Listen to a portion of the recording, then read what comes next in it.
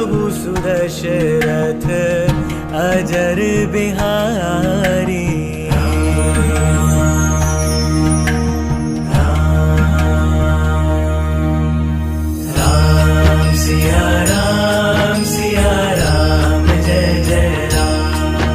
मराठी में जिसके ऊपर से अपन चलते हैं रेलवे स्टेशन पे, उस लोहे के खंबे के ऊपर देखा, लोहे का खंबा पानी हो गया। दिवाली का दिन, दीपावली के दिन शिरडी के अंदर एक छोटी बालिका जिनके घर में दिया जलाने के लिए तेल नहीं था, परंतु साईं बाबा के पास में गई। उसने कहा कि बाबा जी हम दिवाली मनाना चाहते हैं परंतु घर में कुछ भी नहीं है। साईं बाबा ने कहा कि कोई बात नहीं है बेटा, तुम यही दिवाली मना लो। साईं बाबा के पास में भी क्या था, पानी में दिए भर दिए और साईं बाबा की दृष्टि से अग्नि निकली और वहां प्रज्वलित हो गई। ख्याल कीजिए, अग्नि प्रकट कर सकते हो परंतु योग प्राप्त होना चाहिए। पार्वती जी ने अपने शरीर की पूरी 8 अग्नियां प्रकट कर दी। योगाग्नि ने 8 के 8 अग्नि प्रकट करने से देह उसी समय भस्म हो गया, पूरा देह भस्म हुआ। देखते देखते पार्वती भस्मसात हो गई। उसी वक्त भगवान शिव जी को यह बात पर चल गई कि पार्वती जी का देह अर्पण हो चुका है और उसका कारण दक्ष है। भले कुछ भी हो, उसे क्षमा मिल चुकी थी। उसने जो सत्य कहा कि मेरा पति शिव है, मैं और किसी को अपना पति नहीं मान सकती हूं, इतना कहते ही उसका पाप नष्ट होने के कारण भगवान शिव जी को ऐसा लगा कि पार्वती को अब मैं क्षमा कर दूंगा, परंतु वो क्षमा करने के पहले ही दक्ष राजा के कारण पार्वती ने अपना देह त्याग कर दिया। भगवान शिव जी को बड़ा क्रोध आया। उसने कहा कि पार्वती का देह त्याग हुआ है और वो दक्ष के कारण हुआ है, क्योंकि दक्ष अगर मेरे विषय में भला बुरा न कहता तो पार्वती अपना देह त्याग नहीं करती।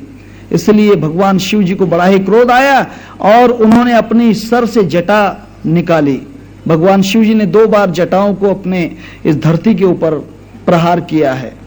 योगी जब अपनी जटाओं का प्रहार करता है तो कुछ भी हो सकता है। ख्याल कीजिए, एक बार गौतम ऋषि के समय, मैं कथा नहीं कहता हूं, अहिल्या की जब कथा आएगी तब कहूंगा। गौतम ऋषि के समय जब अकाल पड़ा हुआ था, जल नहीं मिलता था, गौतम ऋषि के हाथों से गो हत्या हो चुकी थी, तब सब लोग दोष देते थे कि गौतम तुमने गो हत्या की है, इसी कारण से जल नहीं है। तब भगवान शिव जी की उपासना गौतम जी ने की और वहां पर शिव भगवान प्रकट होकर उस ब्रह्मगिरी के ऊपर अपनी जटा को प्रहार करके वहां से गौतमी गंगा को प्रकट किया, जहां पर अब कुंभ मेला चालू है।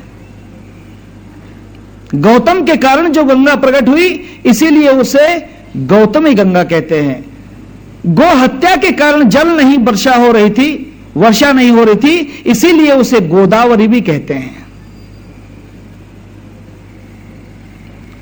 गो को जिसने, गो के पाप के कारण, गो मतलब गाय, गाय के पाप के कारण वर्षा नहीं हो रही थी, इसीलिए भगवान शिव जी ने वहां पर उस गो हत्या के पाप का निर्मूलन करने के लिए जो गंगा प्रकट की, उसे गोदावरी भी कहते हैं। भगवान शिव ने गौतम ऋषि के तपस्या के कारण गंगा प्रकट किया, इसलिए उसे गौतमी गंगा भी कहते हैं। दूसरी बार भगवान शिव जी, इन्होंने जटा का प्रहार किया पार्वती के कारण, पार्वती के वियोग के कारण क्रोध में आकर जटा को जैसे प्रहार किया, वैसे ही वहां से वीरभद्र की उत्पत्ति हुई। और वीरभद्र वहां पर जैसे प्रकट हुए, उन्होंने कहा कि प्रभु जी आपने मुझे जन्म दिया है, कहिए कि मैं क्या करूं। इसमें भी नैतिक शास्त्र है। जिसने जन्म दिया है उसकी आज्ञा को पहले पालन करना चाहिए, उसकी इच्छा को पूर्ण करना चाहिए। हम तो हमारे पिता को कहते हैं कि रहने दो, बाद में ला कर दूंगा। अरे भाई एक गिलास पानी तो दे दो। नहीं, दूसरे को बोल दो मुझे जरा काम है। अरे वाह, माता पिता की आज्ञा न पालना। उसने कहा वीरभद्र मैं कथा बढ़ाता नहीं हूं, जाने दीजिए, नैतिक शास्त्र है। जिसने जन्म दिया है उसकी आज्ञा पहले पालना चाहिए, उसकी आज्ञा को कभी भंग नहीं करना चाहिए। वीरभद्र ने कहा कि प्रभु जी, आपने मुझे जन्म दिया है, आपने मुझे प्रकट किया है, बोलिए मैं आपका क्या काम करूं। मैं तो सोचता हूं कि कलयुग में ऐसा एक भी पुत्र नहीं है जो माता से सुबह पूछे और पिता से सुबह पूछे कि माता जी बोलिए आज दिन भर के लिए मैं क्या करूं, पिताजी मैं आज दिन भर क्या करूं। आजकल के तो बेटे ऐसे होते हैं, क्या करते हैं वो भी पिताजी को नहीं बताते, क्या करती हैं वे भी माता को नहीं बताती, क्या करती हैं वे भी माता को नहीं बताती। रोने के बाद पता चलता है व्हाट हैपेंड, क्या होता है।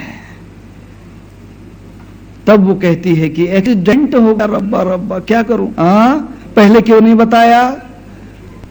एक्सीडेंट हो जाता है, गाड़ी नष्ट हो जाती है, तब जाकर कहती है कि एक्सीडेंट हो गया, रब्बा रब्बा। पहले मां को बता देती तो ऐसा एक्सीडेंट नहीं हो सकता था। ये एक्सीडेंट होने के पहले हो सकता है कि माता और पिता तेरी गाड़ी को किसी प्लेटफॉर्म पर लगा देते, एक्सीडेंट नहीं होता, कहीं ना कहीं तेरा विवाह करवा देते। बुरा मत समझिए, मैं आपको कहता हूं, सबके लिए कह रहा हूं, ऐसी गलतियां जिंदगी में भी नहीं करना, ऐसी गलती कभी नहीं होना चाहिए। वीरभद्र ने कहा कि प्रभु हे शिव जी, मुझे बतलाइए कि मैं क्या करूं। उसने कहा कि जाओ, तुम्हारी माता जो है पार्वती, इसने अपना देह त्याग किया है, उस मूर्ख जो दक्ष है, जिसके कारण माता का अपमान हुआ है, माता ने अपना देह त्याग किया है, उसका विनाश कर दो। देखिए माता के लिए क्या नहीं करते हैं पुत्र। परशुराम कथा आएगी आगे, मैं कहूंगा। परशुराम ने अपनी माता के अब्रू के रक्षण के लिए उस सहस्त्रार्जुन के 1000 हाथ काट दिए, 1000 हाथ। माता का अपमान हुआ इस कारण।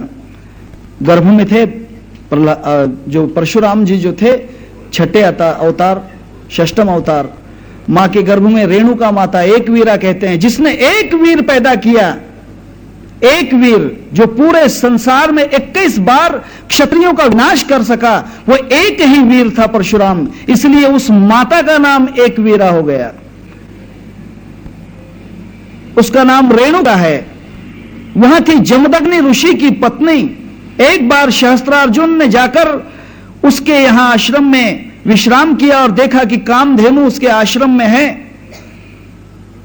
कामधेनु से जो मांगो मिल जाता है, जो भी भोजन चाहिए, धन चाहिए, जो भी मिल जाता है। उसने कहा कि हे जमदग्नि, ये कामधेनु तुम क्या करते हो, ये मुझे दे दो, मैं राजा हूं, मैं क्षत्रिय राजा हूं और मेरे यहां पर बहुत प्रजा है, उसकी रक्षा के लिए मुझे कामधेनु चाहिए। उसने कहा कि कामधेनु ऐसे नहीं आती है, इसके लिए तपस्या लगती है, तपस्या करना पड़ता है। उसने कहा कि तपस्या विपस्या मैं नहीं जानता हूं, अभी मुझे चाहिए कामधेनु, ये कामधेनु चाहिए। गौतम जी ने विरोध किया। गौतम जी के विरोध के कारण सहस्त्रार्जुन को बड़ा ही क्रोध आया। उसने कहा कि मुझसे विरोध करता है, मैं तो अटल हूं, अटल, मैं तो राजा हूं, हमसे विरोध करते हो, मोर्चा निकालते हो, हड़ताल करते हो, दे मस्ट बी सस्पेंडेड।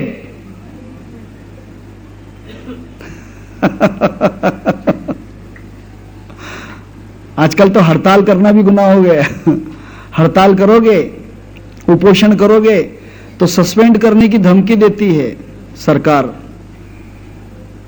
आप न्याय भी नहीं मांग सकते। हम जो कहेंगे वही कायदा है, हम जो कहते हैं वही संविधान है। हमारे संविधान में कोई भी हस्तक्षेप नहीं कर सकता, फिर वो जयललिता हो, ममता हो, चाहे कोई भी हो, हमारे बीच में कोई नहीं आ सकता। हम संविधान को अच्छी तरह समझते हैं। वाह वाह। सहस्त्रार्जुन ने कहा कि नहीं नहीं, ये कामधेनु चाहिए। गौतम जी ने जमदग्नि ने बड़ा ही विरोध किया, परंतु अकेला साधु, उसके 1000 हाथ क्या करेगा। गाय को घसीटते हुए ले जा रहा था। रेणुका की गाय बड़ी ही प्रिय थी। उसने कहा कि मेरी कामधेनु जा रही है। उसने जाकर कामधेनु की पूंछ पकड़ी, खींचना चाहा। तो पुरुष तो थे, राजा थे, उसके सामने अपना चेहरा नहीं बतलाना चाहिए। और दूसरी बात, रेणुका के गर्भ में बालक था, वह प्रेग्नेंट थी, गाय को पूरा पकड़ नहीं सकी, तब एक हाथ से उन्होंने स्त्री जो थी जगनी की पत्नी रेणुका, उसको धक्का देकर हटा दिया। उसके कारण उसका जो प्रदर था, मराठी में उसको पल्लो कहते हैं, वो जो पदर था वो पदर हट गया। उस पर हटने के कारण उसका स्थल था, सीना था। आजकल फैशन हो गई है वक्षस्थल बतलाने की। आजकल नारियां जो है मॉडर्न फैशन है, पहले तो भी ओढ़नियां वगैरह लेकर चलती थी, लेकिन अब नहीं है। अब तो जितना क्लियरिटी दिखेगी उतना अच्छा है, fashionable, that is a fashion. हाथ भी दिखना चाहिए, पहले यहां तक दिखते थे, अब यहां तक नहीं, पूरे दिखना चाहिए। बोलिए जय सिया राम। हाँ, अब तो पीठ भी दिखती है, फैशन हो गई है, बहुत बड़ी फैशन है, लेकिन उसे फैशन नहीं कहते हैं, उसे फैशन नहीं कहते हैं। रहने दीजिए, कोई बात नहीं। वक्षस्थल से पदर हट गया, उसके कारण, लज्जा के कारण एक परपुरुष ने मुझे देख लिया, अर्धनग्न देख लिया, अर्धनग्न देख लिया। इसे फॉरेनर लोग कहते हैं डबल एक्स, एक्स एक्स। जाने दीजिए, इन बातों को मैं नहीं समझाऊंगा, बड़ी कठिन बातें समझने के लिए, और कहना भी नहीं चाहता हूं। इस कारण उसने अपना मुंह छिपा लिया। जैसे ही उसने मुंह छिपाया, वो तो अपनी कामधेनु को लेकर चला गया, राजा था। एक वीरा की वो मां थी, रेणुका रोने लगी। से बालक पूछता है कि मां बतलाओ तुम्हें क्या तकलीफ है, क्या मेरी वजह से कोई तकलीफ हो रही है कि मैं गर्भ में हूं? मैं चाहूं तो अभी इसी वक्त तुम्हारे तकलीफ को दूर करने के लिए यहां से हट जाना चाहता हूं, मेरा गर्भपात हो जाए, ये गर्भ अगर चला जाए, मैं मर गया तो चलेगा, लेकिन माताजी तू दुखी नहीं होना चाहिए। उसने कहा कि नहीं बेटा, तेरे कारण दुख नहीं है, दुख तो मुझे अपने अब्रू के कारण है। उसने कहा कि तेरी अब्रू को क्या हुआ? उसने कहा कि एक राजा आया था जिसके 1000 हाथ थे, उसने मुझे एक हाथ से धक्का देकर गिरा दिया, जिसके कारण मेरा पदर अपने सीने से अलग हट गया और मेरी अब्रू जाती रही। उसने कहा कि मां बतलाओ, मेरे हाथ में शस्त्र दे, मैं अभी अपने शस्त्र से उसके हाथ काटूंगा। उसने कहा कि बेटा अभी नहीं, पहले जन्म ले लो। परशुराम जैसे ही जन्म लेकर बाहर आया, आपको झूठ लगता होगा, परशुराम ने जैसे ही अपने घुटनों पे चलना शुरू किया, परशुराम क्रोध के कारण जब पैर अपने झटकता था तो जमीन में कहते हैं कि 12 बात के गड्ढे हो जाते थे। क्रोध के अंदर परशुराम कहता था कि मुझे चलना क्यों नहीं आ रहा है, मैं दौड़ क्यों नहीं सकता हूं, जिसने मेरी मां को नग्न किया है, उसकी अब्रू का नाश किया है, मैं उस तक पहुंचने के लिए जाना चाहता हूं। बड़े क्रोध के कारण अपने पैर जब जमीन पर रगड़ता तो 12-12 फीट के गड्ढे हो जाते, जमीन को अपने फाड़ देता था। बालक चलने, मैं कहा कि बेटा रुक जाओ। उसने कहा कि नहीं मां, अब मुझे चलना आ गया है, अब मैं चल सकता हूं, बतलाओ कि वो कौन था? उसने कहा कि 1000 हाथ वाला वो शस्त्र अर्जुन था। शस्त्र कौन सा चाहिए? हाथ में फरसा ले लिया, और फरसा लेकर जब परशुराम निकले, उसका नाम ही परशुराम, परशु नाम का शस्त्र लिया और दौड़ते हुए गए, युद्ध किया। विचार कीजिए, 1 साल के बालक ने एक राजा जिसके 1000 हाथ थे उससे युद्ध किया। एक हाथ काटता था, क्या यही है तेरा हाथ जिसने मेरी मां को छुआ? दूसरा हाथ काट दिया, ये नहीं ये होगा, ये नहीं ये होगा, 1000 हाथ पूरे काट दिए, 1000 हाथ पूरे काट दिए। फिर क्रोध शांत नहीं हुआ, उसने कहा कि नहीं, तेरे 1000 हाथ काटने से कुछ नहीं होगा, 4 आतंकवादी मारने से कुछ नहीं होगा। वे हाथ जो जन्म दे रहा है, जिनके कारण वे हाथ जन्म रहे हैं, उनके हाथ पहले काटना चाहिए। बोलिए जय सिया राम। हे शस्त्रार्जुन, तेरे कारण तेरे शरीर से जितने भी क्षत्रिय पैदा हुए होंगे, तेरे शरीर से जितने हाथ पैदा हुए हैं, मैं उन सब के हाथ काटूंगा। और इसी कारण क्षत्रिय को 21 बार परशुराम ने नग्न किष्ट कर दिया, एक भी क्षत्रिय जीवित नहीं रखा, क्योंकि क्षत्रिय के जितने हाथ थे, जितने उनके पुत्र थे, वे सब विनाश कर दिए। मां की आज्ञा है, मां का रक्षण है, और मां की कदर नहीं जानते हैं लोग। ख्याल कीजिए, आपको बुरा तो नहीं लगेगा? बुरा तो नहीं लगेगा ना? कहूं एक शब्द, आपकी आज्ञा लेकर कहता हूं। बीबी बेड़ में है और माता जी शेड में है। बोलिए जय सिया राम। बीबी बेड़ में है और माता जी शेड में है। शेड समझते हो ना? आउट हाउस, पत्रे की शेड। मां की कीमत नहीं, पिता की कीमत नहीं। पिता की कीमत आपको, राम जिस वक्त 2 वचनों के लिए वनवास चला जाता है, राज का त्याग कर देता है, उस वक्त पिता की आज्ञा की कीमत आपको बतलाऊंगा। वीरभद्र को निर्माण किया। वीरभद्र ने पूछा कि हे प्रभु शिव जी, आपने मुझे जन्म दिया है, बतलाइए कि मैं क्या करूं। पिताजी की आज्ञा पाकर शिव जी ने कहा कि हे पुत्र, तुम्हारी मां का जिसने अपमान किया है उसका विध्वंस कर दो। वीरभद्र वहां से निकले, दक्ष राजा की यज्ञशाला में गए और वहां पर युद्ध, घनघोर युद्ध कर दिया। और उस युद्ध के अंदर जितने भी वहां पर योद्धा आए थे, उन सबको विनाश करके दक्ष राजा की चोटी पकड़ ली और बड़े ही क्रोध में आकर उसका सिर काट दिया, और सिर काटकर यज्ञ के अंदर डाल दिया। जिस यज्ञशाला में क्रोध था, मां के लिए क्रोध नहीं तो वो पुत्र है।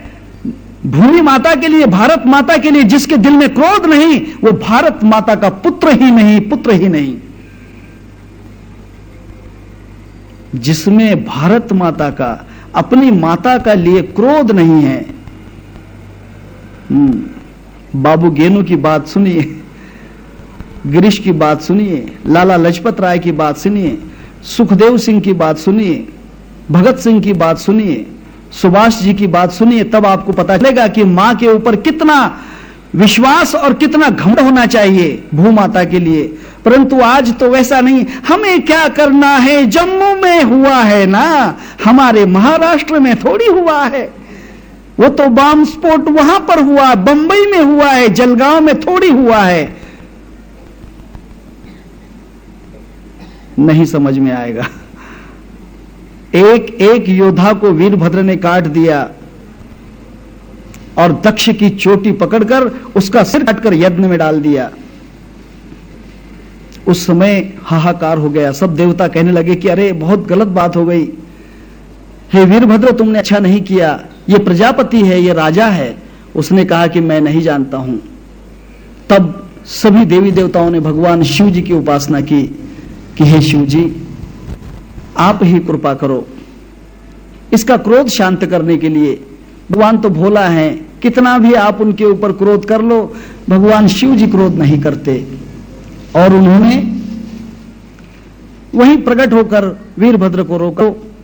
वीरभद्र ये राजा है, ये प्रजापति है, दक्ष प्रजापति है। प्रजा का पति मतलब राजा है, प्रजा को संभालने वाला है, प्रजा का रक्षक है, इसीलिए इसे मत मारो। उसने कहा कि प्रभु जी ये तो मर गया, इसका सिर तो कट गया।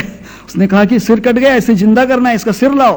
उसने कहा कि वो तो भस्म हो गया, उसका सिर तो भस्म हो गया। शिव जी ने कहा कि नहीं, इसे जिंदा तो करना ही पड़ेगा, इसे जिंदा तो करना ही पड़ेगा।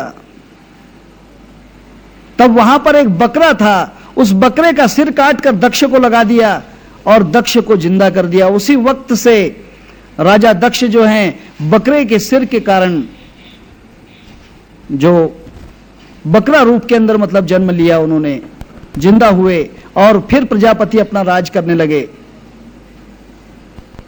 तब वीरभद्र शांत हुए और भगवान शिव जी वहां से तपस्या के लिए निकल गए।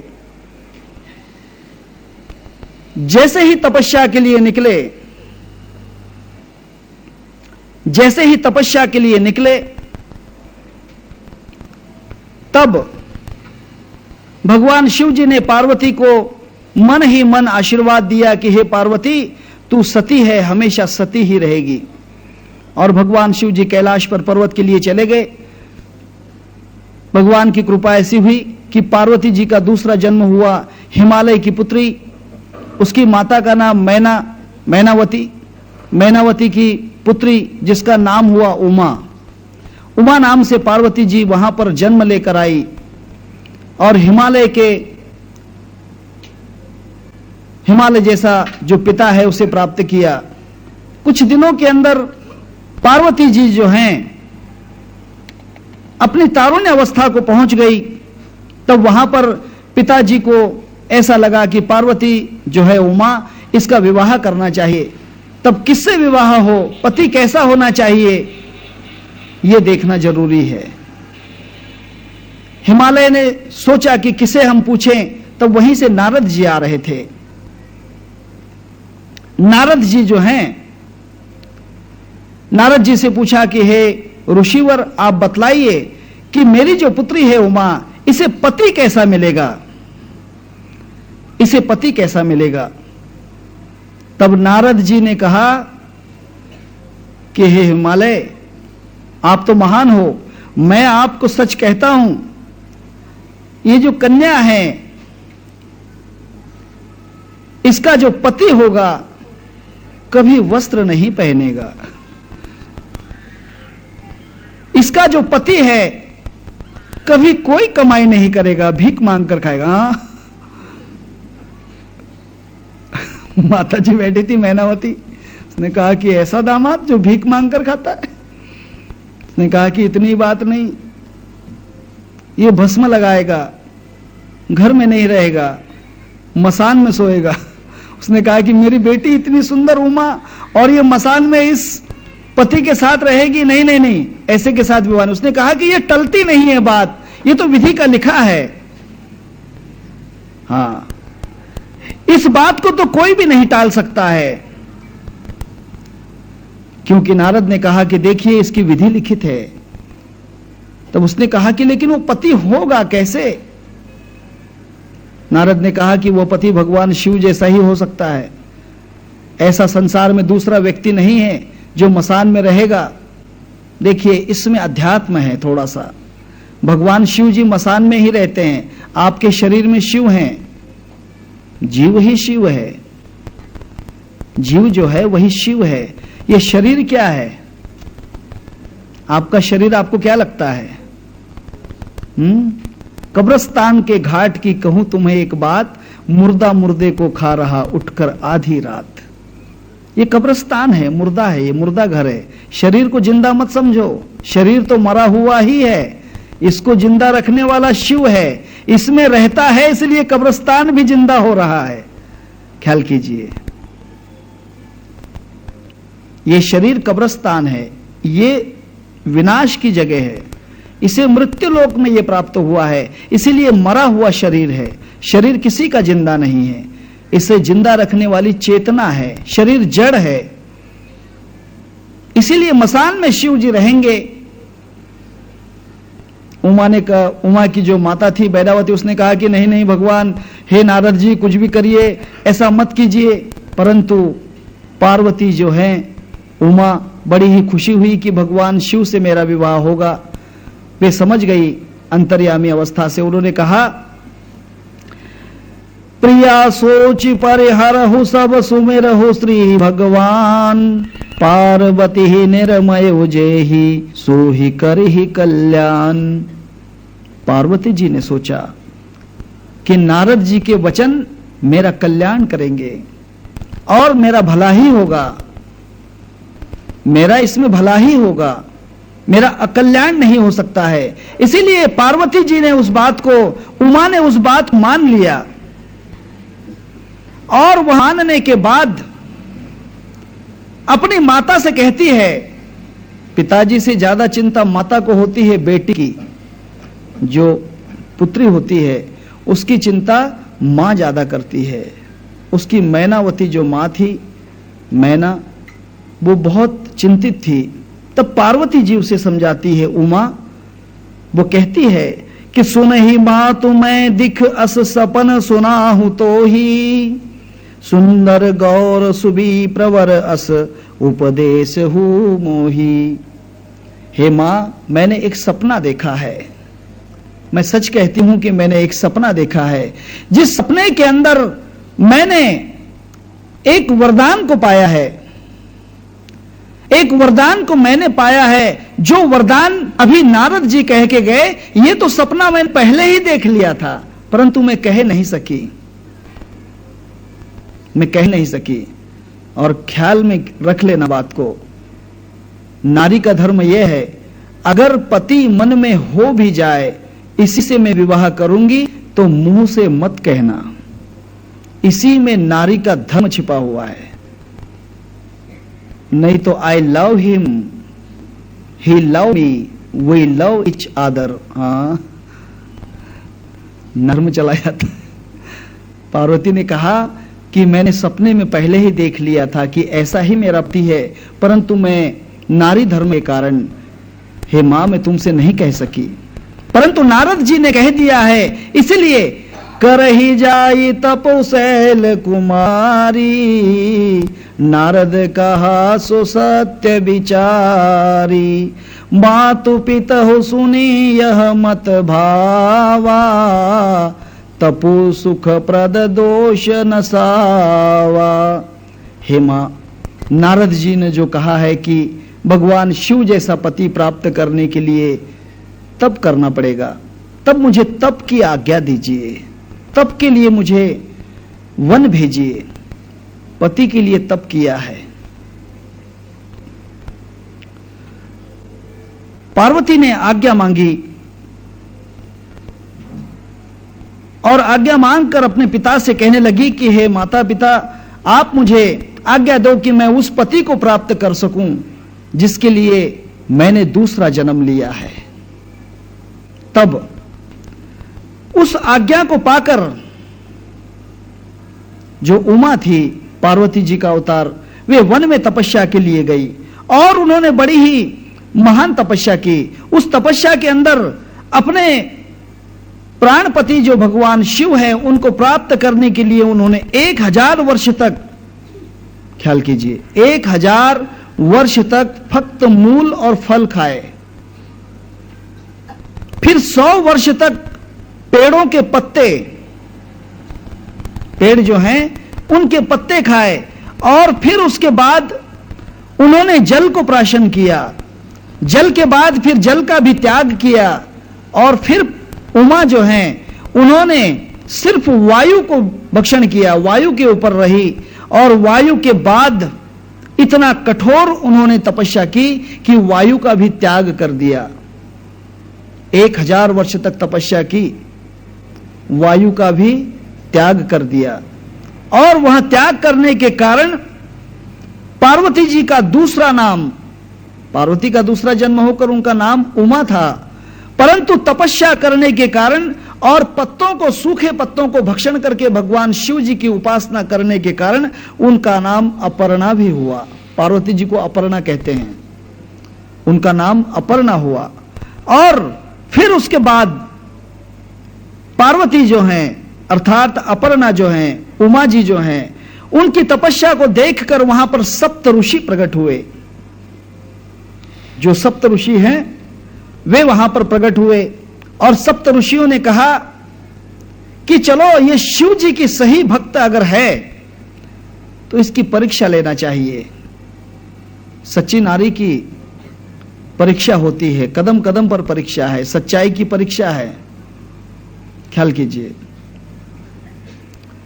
झूठ की कभी परीक्षा नहीं होती, सच की परीक्षा होती है। सोना अगर सच्चा हो तो उसकी परीक्षा लेते हैं, कसौटी करते हैं। लोहे की परीक्षा नहीं होती, तांबे की परीक्षा नहीं होती, पीतल की परीक्षा नहीं होती, सोने की कसौटी होती है। ख्याल कीजिए, पार्वती जी की परीक्षा लेने के लिए वहां पर जो सप्त ऋषि हैं, पर बात कर रही हो, हे उमा, ये जो शिव जी हैं ये किसी को प्राप्त नहीं हो सकते। दूसरी बात तो कोई भी नारी उनके साथ सुखी नहीं है। पिछली उनकी जो पत्नी थी पार्वती, दक्ष राजा के यज्ञ में भस्म हो गई, फिर भी उनको कोई और तुम विवाह करके कहां उनके साथ सुखी रहोगी। पार्वती ने कहा कि कुछ मत कहना आगे, वरना भस्म हो जाओगे।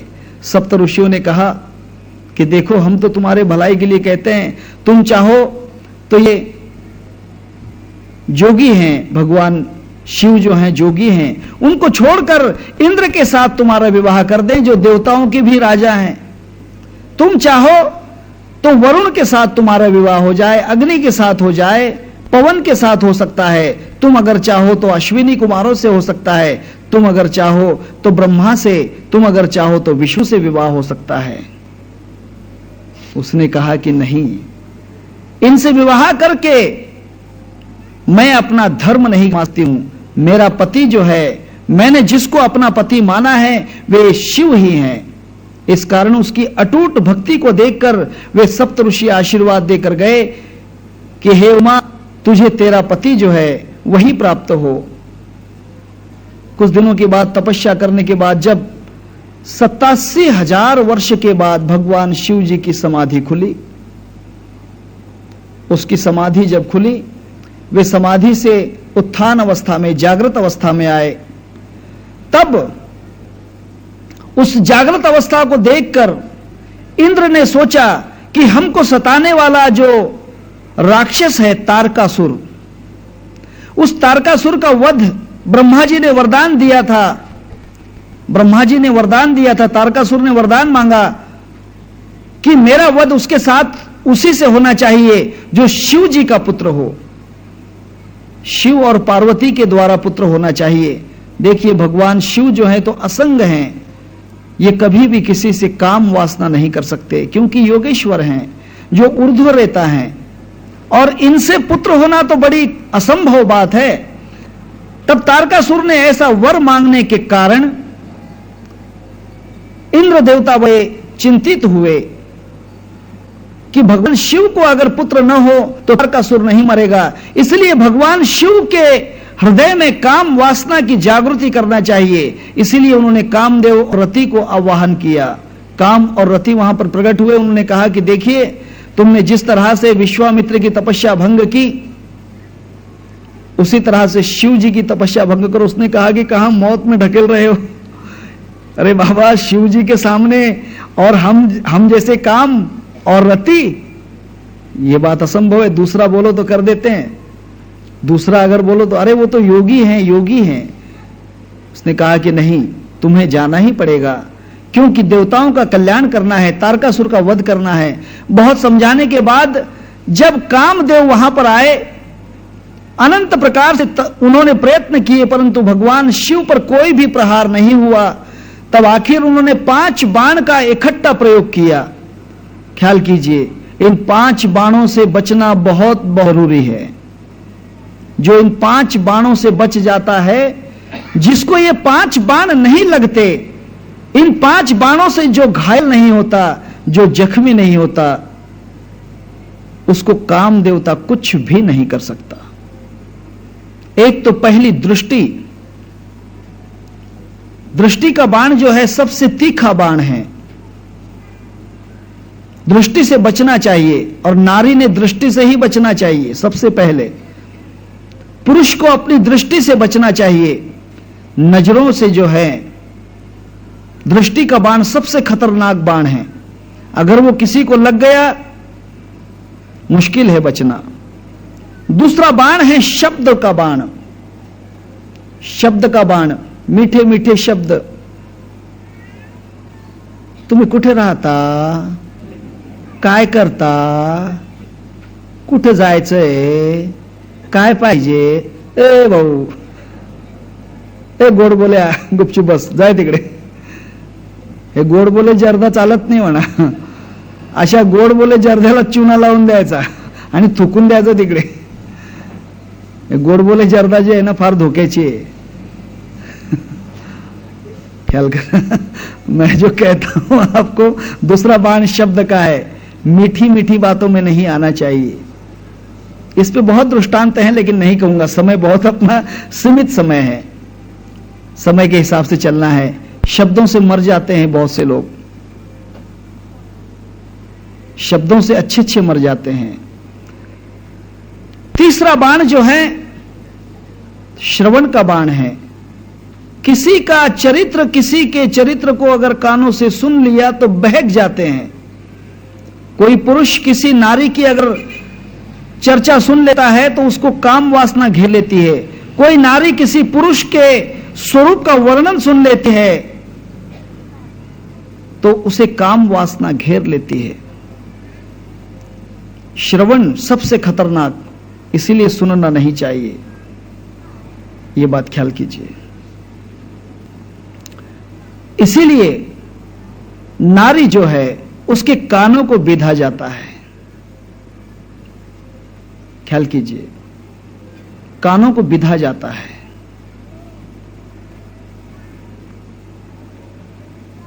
पहले आंखों में सुरमा लगाया जाता था, अब सुरमा नहीं रहा है, अब काजल आया है। अब काजल आया है। काजल तो दुनिया में काला ही कर देता है। सब तरफ कलंक का घर है काजल। आई बात समझ में? कजरा लगा के, गजरा सजा के, रामकृष्ण हरे। हाँ, काजल सबसे बड़ा बुरा है।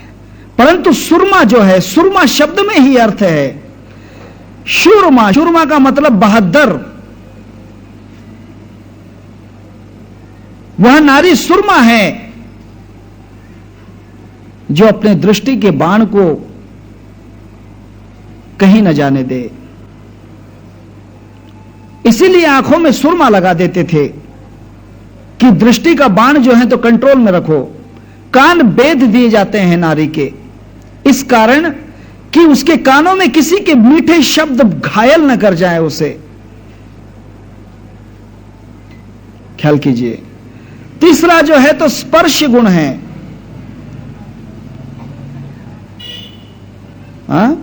स्पर्श जो है, चौथा स्पर्श जो है, उस स्पर्श से बचना चाहिए। कभी भी पुरुष को स्पर्श नहीं करने दें। कोई भी नारी किसी पुरुष को स्पर्श न करे, बच जाओगे काम देवता से। अगर स्पर्श हो गया तो फार जिसे कहते हैं, अगर जरा भी स्पर्श हुआ, उंगली पकड़ी तो हाथ पकड़ने में समय नहीं लगता। हाँ, दृष्टांत कहता हूं, कभी भी स्पर्श गुण बहुत खतरनाक है। स्पर्श से काम वासना जल्दी जागृत होती है। स्पर्श का बाण सबसे खतरनाक है। इसीलिए नो टच, अनटच। पुरुष ने स्त्री को स्पर्श नहीं करना चाहिए, स्त्री ने पुरुष को स्पर्श नहीं करना चाहिए। यह काम देवता का चौथा बाण है। और रस, रसना, रस जो है, किसी भी पुरुष के हाथ से कोई भी वस्तु भक्षण नहीं करना चाहिए, नहीं करना चाहिए। किसी भी पुरुष ने किसी भी नारी के हाथ से, सिवा अपनी पत्नी, अपनी मां, अपनी बहन, इसके अलावा किसी स्त्री के हाथ से कोई चीज भक्षण नहीं करना चाहिए, नहीं करना चाहिए, वरना काम देवता का बाण घायल कर ही देता है। इश्क में हो गए चकनाचूर बड़े बड़े रणशूर। बड़े बड़े जो कहते हैं कि हम ऐसे हैं, हम वैसे हैं, हम तो काम वासना नहीं करते, हम तो नजदीक जाकर भी ब्रह्मचारी हैं, विश्वामित्र जैसे चले गए तो तेरी क्या लगाई मेरे बाबा। मेरे बाबा क्यों स्पर्श करता है, क्यों touch, why you are touching, क्यों टच करते हो। 5 बाण खींच कर मार दिए, जाने दीजिएगा, काम देवता ने 5 बाण खींचे और भगवान शिव पर चला दिए। एक साथ 5 बाण, स्पर्श भी हो जाए, कोई चीज भी खिला दे, आंख से भी देख ले, हाँ, कान में बात भी कह दे, फिर क्या बात है, फिर तो घायल ही घायल है। फिर तो नहीं बच सकते। भगवान शिव जी के ऊपर 5 बाण छोड़ दिए। भगवान शिव जी उन बाण से घायल हो गए और मन में काम वासना जागृत हो गई। बड़ा ही क्रोध आया कि मैं जो चीज नहीं चाहता था वो चीज मेरे अंदर प्रवेश की कैसे, आई कहां से। इस कारण उन्होंने, देखिए सूरमा चाहिए, मैंने कहा ना कि बहादुर चाहिए। सूरदास एक बार स्नान के लिए गंगा नदी पर गए। गंगा नदी पर कुछ कन्याएं जो हैं, स्त्रियां जो हैं, जल भरने के लिए और स्नान के लिए आई। सूरदास तरुण थे, तरुण अवस्था के अंदर थे। एक सुंदर कन्या उनको दिखाई दी, ऐश्वर्या राय जैसी। रामकृष्ण हरे। एक कन्या दिखाई दी, सूरदास की नजर बाण लग गया, देखने लगा, वाह वाह हाउ ब्यूटीफुल, वाह वाह क्या खूब लगती हो, बड़ी सुंदर दिखती हो। तुलसीदास देखते ही रहा। वह स्नान करके चली गई, तुलसीदास देखते रहा। फिर दूसरे दिन, आज फिर देखूंगा, आज फिर देखूंगा। तुलसीदास यो सूरदास जी जो हैं पहले जाकर बैठ गए जल में छुपकर। फिर बिचारी आई, फिर स्नान किया, पानी भरी चली गई। रोज रोज वही धंधा, रोज रोज वही धंधा। इसमें कृष्ण भक्त थे सूरदास। उन्होंने कृष्ण की भक्ति भी छोड़ दी, पूजा छोड़ दी, आरती छोड़ दी, बस देखते ही रहना, देखते ही रहना। यही उसने कहा कि बस देखे बिगर चैन नहीं पड़ती, अब तो देखना ही है, देखते रहना, देखते रहना।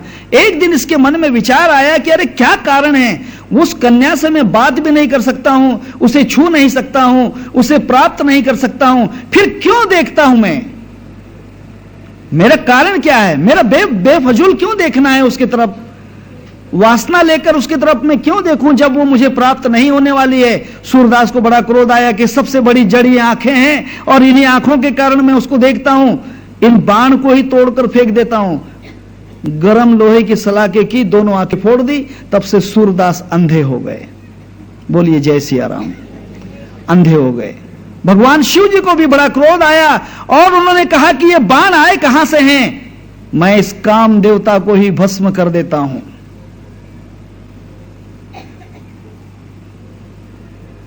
काम देवता को ही भस्म कर देता हूं। जलगांव शहर के अंदर तालाब के ऊपर पागलदास बाबा थे। मेरी बहनें बैठी हुई हैं,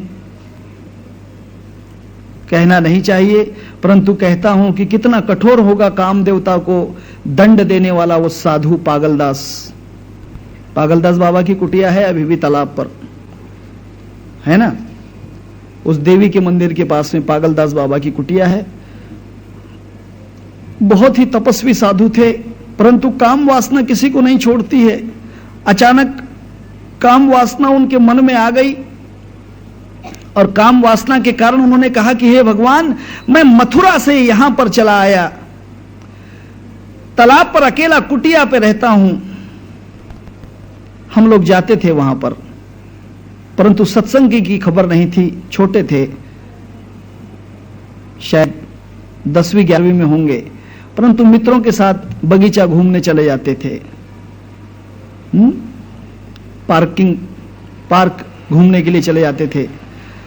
जब वहां पर चले जाते थे तब बाबा की कुटिया में चाय के लिए चले जाते थे, क्योंकि बाबा किसी को भी चाय पिलाते थे। कोई गांजा पीने वाला हो तो उसे गांजा पिलाते थे, और टाइम पास के लिए वहां पर रम्मी खेलने के लिए पत्ते देते थे। मैं भी खेलता था। बोलिए जय सिया राम। झूठ नहीं कहूंगा, क्योंकि झूठ सबसे बड़ा पाप है। मैं झूठ नहीं कहता हूं, मैंने जो किया है मैं कबूल करता हूं। पत्ते खेलते थे। बाबा जी सिर्फ लंगोटी पहनते थे, कपड़े नहीं पहनते थे। भिक्षा मांगते थे सिंधी कॉलोनी वगैरह जहां पर, अभी अभी की बात है। एक दिन हम लोग वहां पर गए तो बाबा की जो काम वासना का स्थल है, लिंग स्थान, वहां पर बबूल के कांटे लगे हुए थे पूरे शरीर में। उनके लिंग स्थान में इतने कांटे थे। मेरे साथ में बहुत लोग थे, हम 7-8 लोग वहां पर बैठते थे, कुछ गजेड़ी भी मित्र थे। हम लोग, उसमें से एक ने पूछा कि बाबा ये क्या हो गया? उसने कहा कि ये बहुत बदमाश है, ये मुझे तपस्या नहीं करने देता है, इसने मुझे इतना सताया, रात भर इतना सताया कि मेरी तपस्या, मेरा ध्यान नहीं हुआ, इसीलिए मैं इसको दंड दे रहा हूं। विचार कीजिए, देखने के बाद, सुनने के बाद ऐसा लगता है, तो जिस वक्त मैंने देखा तो मुझे कैसा लगा होगा। उस वक्त तो मैं इतना अध्यात्म जानता भी नहीं था। उसने काम वासना को इतना दंड दिया कि पूरा लहू लुहान हो गया। करीब 20-25 दिन तक बाबा बीमार रहे, कांटे नहीं निकाले, बबे कांटे नहीं निकाले, जैसे कि वैसे ही रहे। हम लोग रोज जाने लगे बाबा के लिए कि बाबा कुछ दवा ले लो, डॉक्टर के पास चलो। उसने कहा कि नहीं बेटा, इसको दवा लगाऊंगा तो कल फिर वैसे ही होगा। है ना, वासना की दवा इंसान सोचता है कि नारी के पास चला गया तो दवा मिल गई। नारी सोचती है कि मेरी काम वासना तृप्त हो गई तो दवा मिल गई। नहीं नहीं, और बीमार हो जाएगी बेटा, और बीमार हो जाएगा। अग्नि में तेल डालोगे तो और ज्यादा भड़केगी, और आग भड़केगी, और आग भड़केगी। उसने कहा कि नहीं, इसको दवाई नहीं लगाना है, इसको तो नष्ट ही करना है। भगवान शिव जी, मैंने आपको दृष्टांत कहा, ज्यादा दूर नहीं, जलगांव में पागलदास बाबा की कुटिया, जो देखा है वही कहता हूं। भगवान शिव जी बड़े ही क्रोधित हुए कि कहां से ये काम वासना आई है, अब इसको नहीं छोड़ूंगा। उसका तीसरा नेत्र खुल गया। आपके पास में भी तीसरा नेत्र है। गुरु ध्यान जब सिखाते हैं, जिसने भी ध्यान सीखा होगा अपने अपने गुरु से, मैं ये नहीं कहता हूं कि मुझसे, तीसरे नेत्र पे ही ध्यान करिए। अगर तीसरे नेत्र पे ध्यान करोगे, भगवान की कृपा से, गुरु की कृपा से, जिस दिन वो नेत्र खुल जाएगा, सब वासनाएं जलकर भस्म हो जाएंगी। इसीलिए त्रिकुट का ध्यान ही गुरु सिखाते हैं, भ्रुकुटी के मध्य में ही दृष्टि लगाने के लिए सिखाते हैं। और कुछ कुछ शिष्य मेरे पास में आते हैं, कहते हैं कि महाराज सर में दर्द हो रहा है।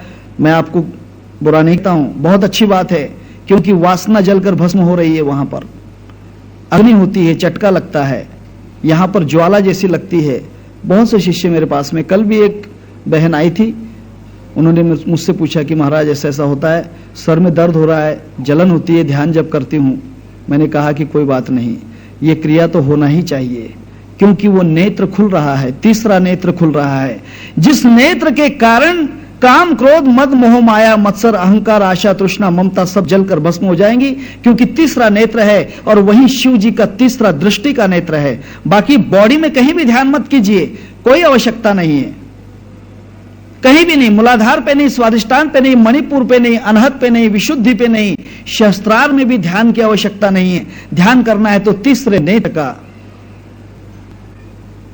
क्योंकि वहीं से शिव जी का तेज प्रकट होता है। और मैं मेरे कोई भी शिष्य को तीसरे नेत्र के सिवा कहीं और ध्यान नहीं करने लगाता हूं। तीसरा नेत्र जो है उस पर ध्यान करना चाहिए। भगवान शिव जी ने तीसरे नेत्र का ध्यान किया, जैसे ही नेत्र खुला, काम देवता जलकर भस्म हो गए। उनकी पत्नी दौड़कर आई। इसका अध्यात्म में कल कहूंगा आपको, अध्यात्म बहुत गहन है, मैं आपको कथा ही कह रहा हूं। अध्यात्म बहुत कठिन है। योगा के अंदर जब आपका तीसरा नेत्र खुल जाएगा तो आपके अंदर काम तो भस्म हो जाएगा, परंतु रति रह जाती है। रति का मतलब क्या है? आपके शरीर में रति क्या करती है? योगी के शरीर में रति है कौन? रति को जानना बहुत जरूरी है। इसीलिए उस रति को जानने के लिए सुरति और निरति का प्रयोग करते हैं। सुरति का मतलब, ख्याल कीजिए, उस रति को देखने के लिए सीधा सुरास्ता जो है, सुरति, जो टेढ़ा रास्ता है निरति, सुरति और निरति लगाते हैं। उस रति को ढूंढने के लिए कैसे ढूंढते हैं मैं कल आपको बतलाऊंगा। देखिए, योग में उतर कर देखिए तब पता चलेगा, ऐसे नहीं। हाँ, पहले करके देखिए तब उसका आनंद आता है योग का।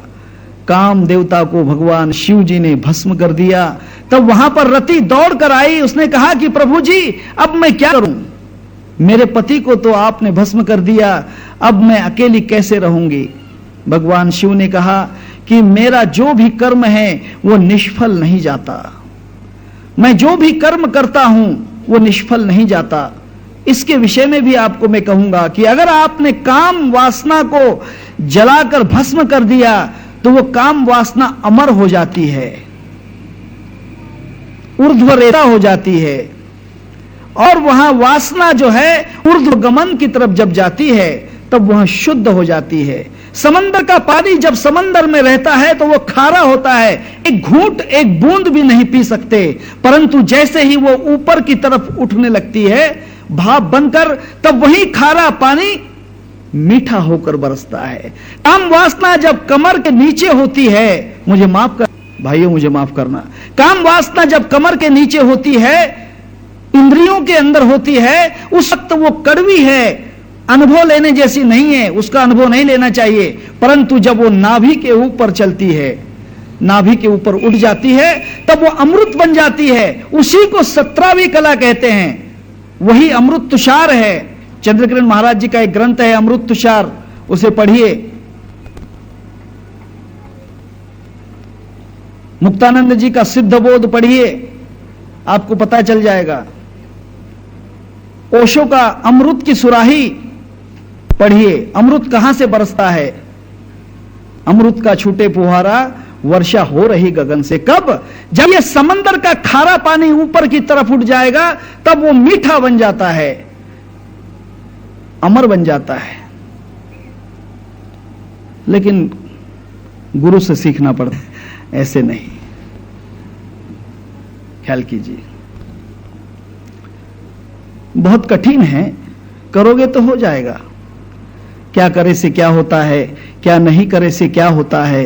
कहत कबीर सुन भाई साधो, करो तो सब कुछ होता है। बिल्कुल आसान है। तीसरे नेत्र पे जाइए, ये जो खारा जल है कटिबंध से ऊपर चला जाएगा, ऊपर की तरफ चला जाएगा। जालंधर बंध से उठकर उड़ियान बंध में वो छलांग लगाकर जालंधर बंध को पार कर देगा और मूल बंध का त्याग कर देगा। अब यह भी बात समझना बहुत मुश्किल है। मूल बंध का त्याग करता है, उड़ियान बंध से ऊपर उठता है और जालंधर बंध को पार करके फिर अमृत के जैसी वर्षा करता है। काम देवता को भगवान शिव जी ने, कल कहूंगा ये बातें, भगवान शिव जी ने भस्म कर दिया। रति आई कि भगवान मैं क्या करूं? तब उसने कहा कि हे रति तुम चिंता मत करो, तेरा काम तो अमर हो गया, तेरा पति तो अमर हो गया। क्यों? कि पहले जब वो शरीरधारी था, काम शरीर में नहीं होना चाहिए, ख्याल में कीजिए। अगर काम वासना शरीर में है, शरीर में काम वासना कमर के नीचे होती है, और शरीर के बाहर जब अमर काम वासना होती है तो ऊपर की तरफ होती है, कमर के ऊपर। तब उसने कहा कि तेरा पति अमर हो गया, अब यह देह से अलग निकल चुका है, देह वासना से अलग हो गया। हे रति, तेरा पति अब तुझे सब जगह दिखाई देगा। आज भी संसार में हर स्त्री में, हर पुरुष में काम है ही है। तब उसने कहा कि नहीं, मुझे शरीरधारी चाहिए, मुझे शरीर के अंदर मेरा पति जीवित चाहिए। तब उसने कहा कि द्वापर युग में भगवान कृष्ण जब अवतार लेंगे, तब उनका पुत्र जो है रुक्मिणी के गर्भ से जन्म लेने वाला जो पहला पुत्र उनका है प्रद्युम्न, वही तेरा काम देवता होगा और उसी से तू विवाह करेगी। ये कथा भागवत में आती है, मैं यहां नहीं कहूंगा, भागवत की कथा है इसलिए रामायण में आएगी नहीं, लेकिन मैंने आपको कह दिया। ये कथा जो है भागवत की पूर्ण कथा है। शंबरासुर नाम के राक्षस का वध करने के लिए, शंबरासुर राक्षस है ना, मछली के पेट में जब इसको फेंक देता है प्रद्युम्न को, तब वो शंबरासुर राक्षस फेंकने के बाद में उस मछली निगल लेती है इस बालक को, उस मछली को पकड़ कर लाते हैं, उसका पेट जब फाड़ते हैं तो उसमें से बालक निकलता है। उस वक्त यह जो रति है, ये उस बालक को पालन करती है और झूले के अंदर अपने योग शक्ति से, अपने योग माया से उस बालक को थोड़े ही दिनों के अंदर तरुण बना लेती हैं और वहीं युद्ध करके शंबरासुर का वध करता है। ठीक है, भागवत की कथा यहां नहीं कहता हूं। तब भगवान शिव जी ने वरदान दिया कि हे रति, तेरा पति अमर हो चुका है, आपके अंदर भी जो काम है वो अमर होना चाहिए। मनुष्य को 4 पुरुषार्थ प्राप्त करना पड़ते हैं, बतलाइए उनके नाम थोड़ा जल्दी, 1 मिनट है। धर्म, अर्थ, काम और मोक्ष। तीसरा काम क्यों है? कौन सा काम चाहिए? शरीर की वासना का नहीं, वो मरा हुआ काम है, सड़ा हुआ काम है, अमर काम चाहिए। धर्म, अर्थ, काम और मोक्ष, वो काम जो है तो अमर हो जाए, वो काम अमर होना चाहिए। ये 4 पुरुषार्थ हैं, धर्म, अर्थ, काम और मोक्ष। ये 4 पुरुषार्थ प्राप्त करना चाहिए। उसमें तृतीय पुरुषार्थ जो है तो काम है। पहला पुरुषार्थ धर्म है, उस धर्म का हम पूरा विचार रामायण के अंदर करेंगे। अर्थ का विचार भी हम लोग करेंगे। अर्थ 3 प्रकार के होते हैं, इसका विचार मैं आपको जैसे समय आएगा कहूंगा। 3 प्रकार के अर्थ होते हैं। धर्म 10 प्रकार के होते हैं। 10विध धर्म है, धर्म 10 हैं और अर्थ 3 हैं। काम 8 प्रकार के हैं और मोक्ष 5 प्रकार के हैं। बोलिए सियावर रामचंद्र भगवान की जय। हरे राम हरे